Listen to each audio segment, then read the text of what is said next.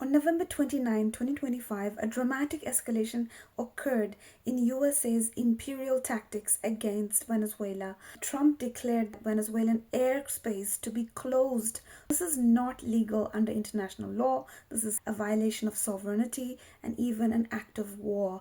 But USA gets away with it time and again. Now, this is not an isolated event. This is part of the series of 25 years of hybrid warfare by the United States against a successful people's revolution called the Bolivarian Revolution of Venezuela. Let's talk about that. Before 1998, 75% people in Venezuela were living below the poverty line.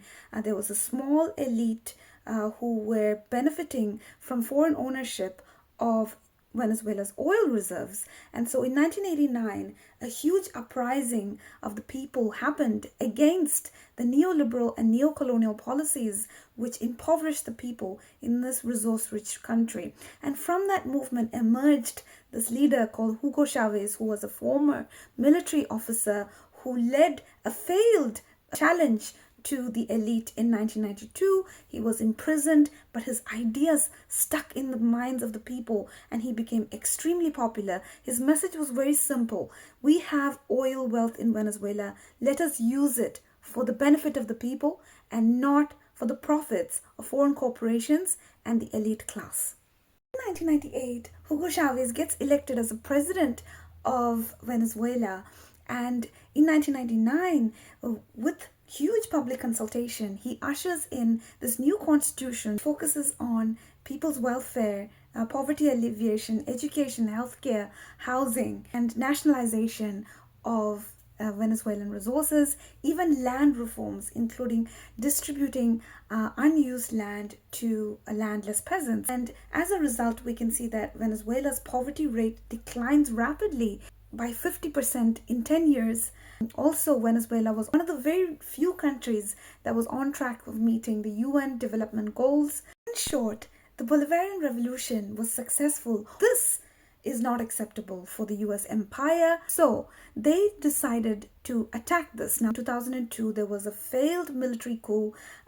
Chavez was very briefly arrested, but within 2 days, the people who support the revolution took back sovereignty. In 2015, President Barack Obama signed an executive order labeling Venezuela an unusual and extraordinary threat. They started imposing sanctions on Venezuela. Now, these sanctions were escalated under Trump, so they were losing some of the gains that they made earlier. There was another study by a UN rapporteur who said that the sanctions have caused 100,000 excess deaths, of which 22% of those deaths were children below the age of 5. So the USA was trying really hard to destroy and strangle this revolution.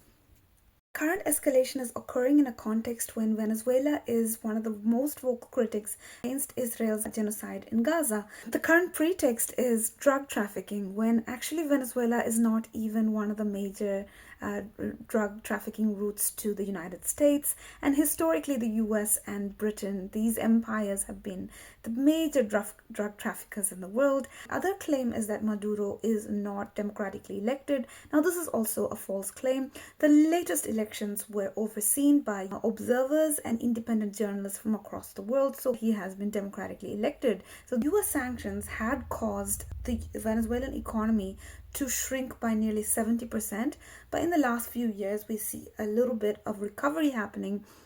They are showing moderate positive growth in the last few years. The United States has increased the military buildup. 1/7 of the US naval fleets have been stationed around Venezuela. Already more than 80 people have been killed in US strikes off the coast of Venezuela and Colombia.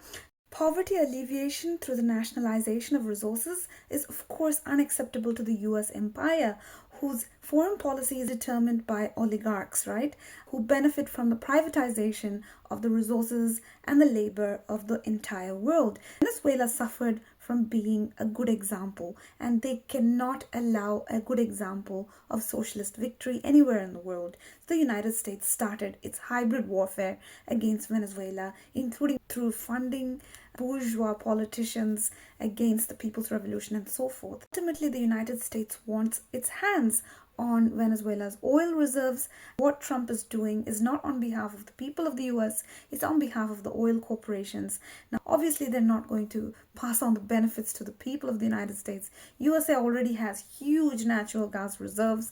It controls a global economic system. It doesn't pass on the benefits to the people. This is for the ruling class. We should all stand up against US imperialism and stand up in support of Venezuelan sovereignty, Congo sovereignty, Sudan sovereignty, Palestinian sovereignty. Thank you very much.